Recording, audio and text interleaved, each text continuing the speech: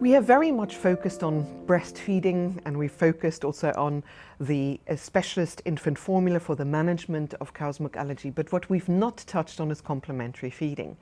Of course, complementary feeding is extremely important, and from around 6 months of age, that's indicated as well. The concern for many parents is, what if my child has got other allergies? So within IgE-mediated allergy, we have tools that are really useful. These include skin prick tests for specific IgEs.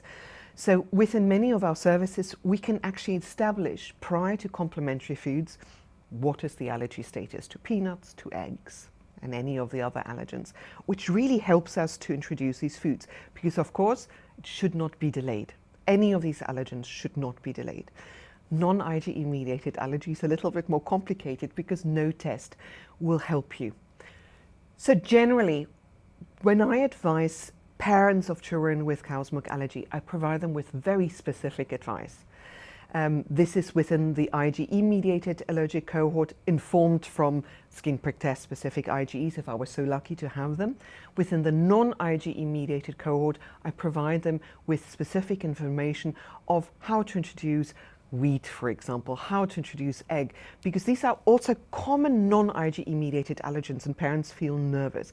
So my advice would really be, provide the families with quite specific advice, so that the most important aspect is that they do not delay the introduction of allergens that the child is not allergic to. One of the reasons for not delaying the allergens that the child is not allergic to is, of course, the evidence indicates that by delaying, you don't develop tolerance. As a dietitian, there's another reason.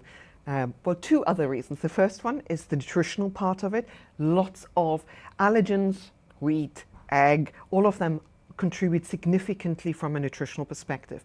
But we have to not forget the oral motor skills and also taste exposure. So by introducing them, you actually allow for further taste exposure, different texture exposure, and that is critical in children.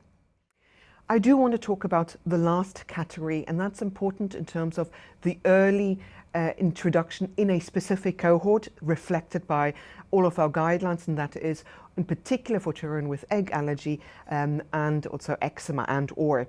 And the LEAP guidelines have been adopted very much by most international guidelines in terms of introduction of peanuts in those high-risk categories, and you'll find within those papers excellent advice generated by my dietetic colleagues how to do it, and the grams of peanut also that you need to introduce.